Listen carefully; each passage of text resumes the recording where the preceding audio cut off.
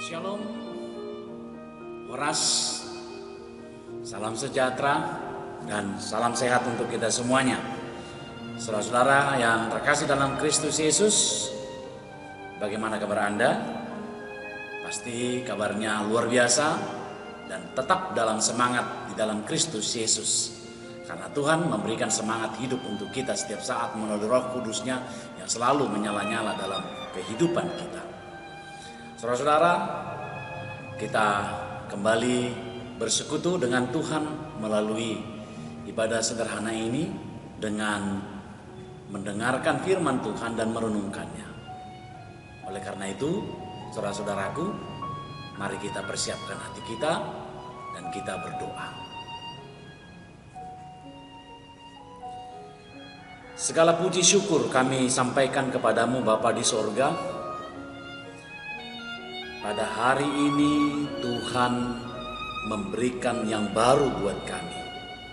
Dan kami imanin itu, dan itu yang membuat kami tetap berpengharapan bahwa Engkau membekali kami setiap saat. Dan satu hal yang nyata kami menerima berkat dan penyertaan-Mu dan pembekalan-Mu kepada kami adalah ketika kami mendengarkan firman-Mu. Berkati kami Tuhan di saat mendengarkan firman-Mu, agar firman-Mu tersebut dapat kami renungkan dan kami lakukan dalam kehidupan kami sehari-hari. Terima kasih Tuhan, hanya dalam Yesus Kristus kami berdoa dan mengucap syukur kepada-Mu. Amin. Ya, saudara-saudara yang terkasih dalam Kristus Yesus, firman Tuhan untuk kita pada hari ini tertulis dalam Surat Rasul Paulus kepada jemaat di Roma, pasal 8 ayat 28. Roma 8 ayat 28, demikian firman Tuhan. Kita tahu sekarang bahwa Allah turut bekerja dalam segala sesuatu untuk mendatangkan kebaikan bagi mereka yang mengasihi Dia, yaitu bagi mereka yang terpanggil sesuai dengan rencana Allah. Demikian firman Tuhan, saya bacakan kembali. Roma 8 ayat 28, kita tahu sekarang bahwa Allah turut bekerja dalam segala sesuatu untuk mendatangkan kebaikan bagi mereka yang mengasihi Dia, yaitu bagi mereka yang terpanggil sesuai dengan rencana Allah. Demikian firman Tuhan. Saudara-saudara yang terkasih dalam Yesus Kristus, tak terasa kita sudah 3 bulan berada dalam suasana yang berbeda dari suasana yang sebelumnya. 3 bulan kita sudah berada di situ. Dalam 3 bulan ini ruang dan gerak kita sangat dibatasi oleh kondisi yang terjadi saat ini, yaitu wabah atau pandemik yang melanda dunia, bahkan di negara kita, di daerah kita juga, di tempat kita juga. Dan ini bisa dikatakan sangat mencekam. Apalagi ketika awal-awalnya dikatakan sangat mencekam dan belum persiapan medis belum pernah menangani hal yang seperti ini, sehingga medis benar-benar kewalahan ketika menghadapi itu, dan berita informasi itu sangat mencekam. Dan sampai saat ini juga masih mencekam karena banyak memakan korban, ya, tidak sedikit kita katakan sampai puluhan ribu orang yang katakan kena atau yang meninggal karena COVID ini, bahkan sampai ratusan ribu orang yang terjangkit positif COVID-19. Saudara-saudara, tentu ini sangat menyakitkan sekali. Nah, kondisi ini merubah tatanan kehidupan kita, suasana kehidupan kita. Dan bahkan pola kehidupan kita diatur oleh protokol kesehatan standar dunia, yang dalam hal ini WHO, Organisasi Kesehatan Dunia, dan standar kesehatan nasional yang ditetapkan oleh pemerintah melalui Kementerian Kesehatan. Dikatakan kita harus bekerja dari rumah, kita harus beribadah dari rumah, bahkan anak-anak kita harus belajar secara online. Bahkan yang sangat menyedihkan kalau kita perhatikan anak-anak yang kelas 6 maupun ke SMP, mereka tidak menemukan yang namanya perpisahan dengan guru-gurunya. Ya, sangat menyedihkan sekali. Bahkan dampaknya ini juga secara ekonomi banyak yang berdampak. Ada orang yang dirumahkan. Ya, karena memang kondisi seperti ini, ekonomi terganggu. Ya, dan kemudian apalagi ketika diterapkan PSBB, yaitu pembatasan sosial berskala besar oleh pemerintah dengan tujuan untuk memutus mata rantai penyebaran COVID tersebut. Saudara-saudara, perubahan itu tentu akan membuat menderita kita. Yang sebelumnya kita nyaman di sini, yang sebelumnya kita sangat nyaman dalam kondisi-kondisi yang sebelumnya aman, namun tiba-tiba kita dikungkung, tiba-tiba kita dibatasi, tiba-tiba kita yang tidak pernah mempersiapkan hal itu, kita mengalami keterpurukan secara ekonomi, keterpurukan secara sosial. Yang sebelumnya kita bisa bersalaman, sekarang tidak lagi. Yang sebelumnya kita bisa berdekatan, sekarang tidak lagi, kita harus pakai masker. Nah, inilah perubahan itu yang tentu itu membuat penderitaan. Pasti tidak ada yang mengatakan tidak mengalami penderitaan. Sekalipun saudara-saudara yang terkasih dalam Yesus Kristus, penderitaan itu bagi setiap orang relatif. Ya, ada orang mengatakan penderitaan ketika saya mengalami seperti ini, itu adalah penderitaan saya. Ketika saya seperti ini, itu belum penderitaan bagi saya. Namun yang pasti secara umum kita melihat ada sebuah penderitaan yang terjadi pada saat ini. Saudara-saudara yang terkasih dalam Yesus Kristus, memang penderitaan, dan yang kalau kita katakan setiap ketika orang mengalami penderitaan, secara psikologisnya dia ingin keluar dari penderitaan tersebut. Tidak ada orang yang mampu menghadapi penderitaan secara manusiawi. Orang pasti akan mengatakan, saya tidak mampu. Makanya dia membutuhkan pertolongan, membutuhkan pihak lain, membutuhkan tenaga-tenaga yang lain, atau oknum-oknum lain, atau personal-personal lain untuk membantu kita keluar dari sebuah penderitaan. Yaitu psikologis dari secara kemanusiaan ketika orang menghadapi sebuah penderitaan. Saudara-saudara yang terkasih dalam Yesus Kristus, itu yang kita lihat dalam nats kita ini. Paulus dalam perikop kita ini mengajak kita untuk melihat sisi positif dalam sebuah penderitaan.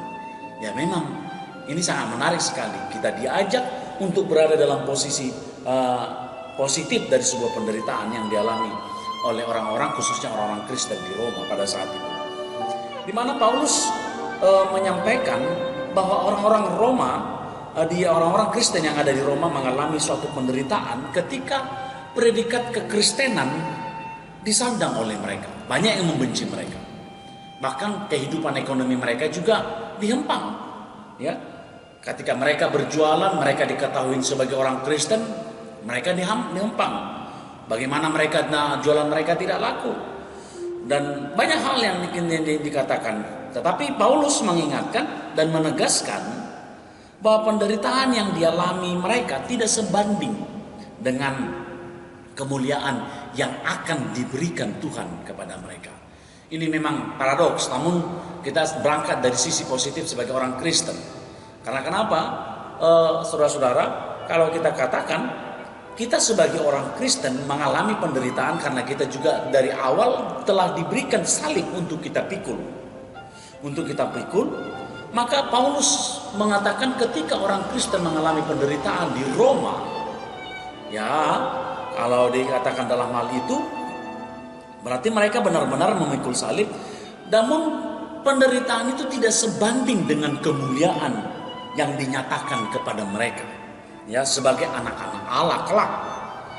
Karena Paulus juga memperbandingkannya, bahkan mengalegorikannya, mengkiaskannya dalam sebuah bentuk penderitaan seorang perempuan yang bersalin, sakit bersalin, merasakan sakit. Namun ketika bayi itu lahir, sakit bersalin itu tidak pernah diingat oleh sang ibu tersebut. Namun sukacita yang akan didengarnya, yang akan diingatnya. Penderitaan itu tidak akan dilihatnya lagi.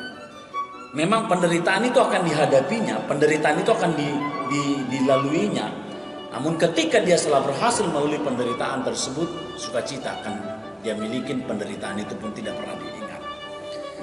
Karena itu saudara-saudara yang terkasih dalam Yesus Kristus, hal yang sangat menarik dalam hal ini, dalam nas kita ini, bahwa Paulus memotivasi melalui perikop ini agar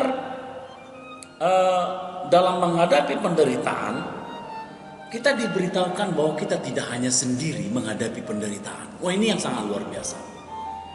Bahwa orang Kristen itu ketika menghadapi penderitaan harus diingat dia tidak sendiri. Jadi jangan pernah takut menghadapi sebuah penderitaan. Karena kenapa? Kita tidak sendiri. Kamu tidak sendiri. Saya tidak sendiri. Kita tidak sendiri ketika menghadapi penderitaan. Tetapi dalam perikop ini dikatakan bahwa Allah justru berjuang untuk memenangkan kita. Allah justru bekerja untuk memenangkan kita yang menghadapi penderitaan. Ini sangat luar biasa sekali saudara-saudara. Ini sangat luar biasa. Memang Allah itu sangat luar biasa sekali. Karena kenapa? Dia berjuang dan bekerja keras untuk memenangkan kita dalam menghadapi penderitaan. Dan di situ yang kita tahu Tuhan berada dalam posisi kita. Saudara-saudara, mari kita lihat.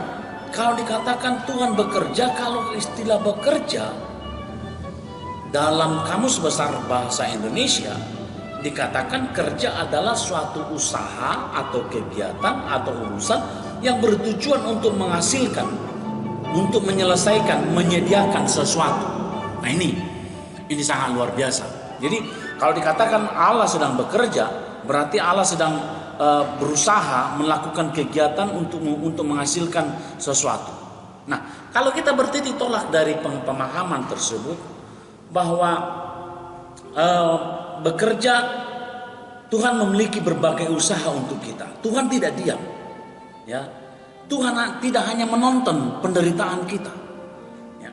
Tuhan tidak hanya menonton penderitaan kita seperti dia menonton sepak bola. Wah, seperti ini sangat menderita sekali. Tidak, tapi Tuhan, kalau kita katakan, ikut dalam kehidupan kita menghadapi penderitaan tersebut.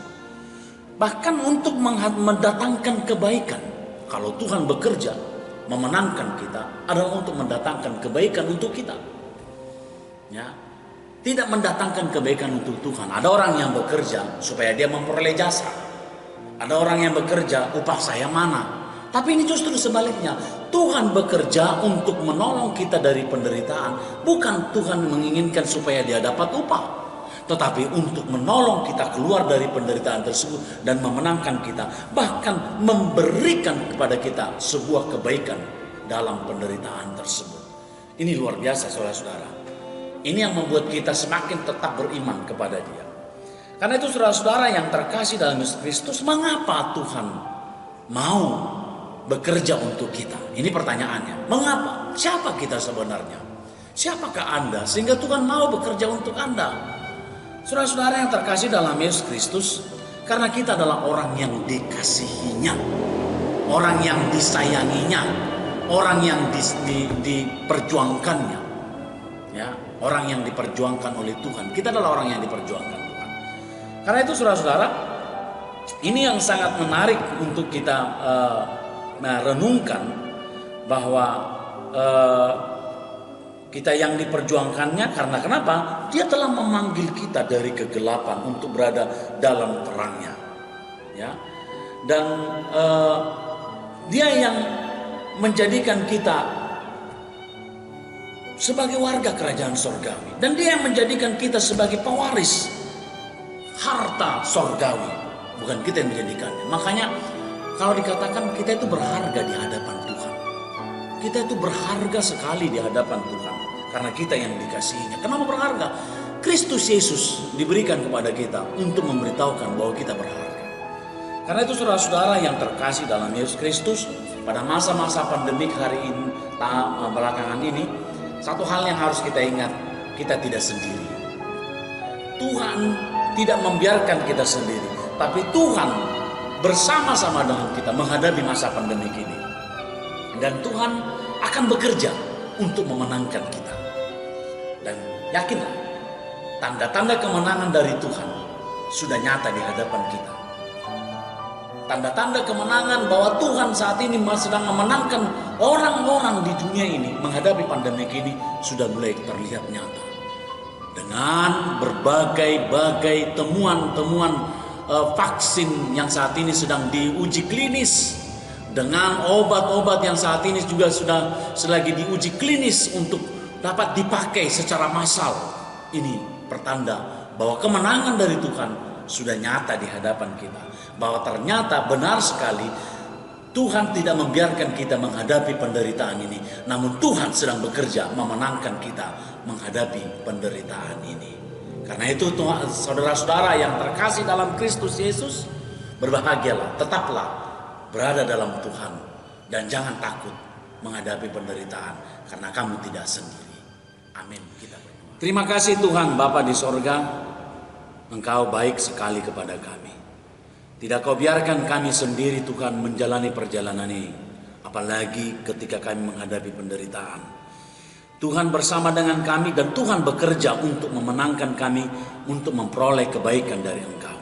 Terima kasih Tuhan, kami percaya Tuhan bersama dengan kami. Dan kami percaya kami akan memperoleh kemenangan dari Engkau Tuhan. Terlebih di masa-masa pandemik saat ini, Tuhan sedang memenangkan dan bekerja memenangkan kami semuanya. Di dalam Kristus Yesus kami berdoa. Amin.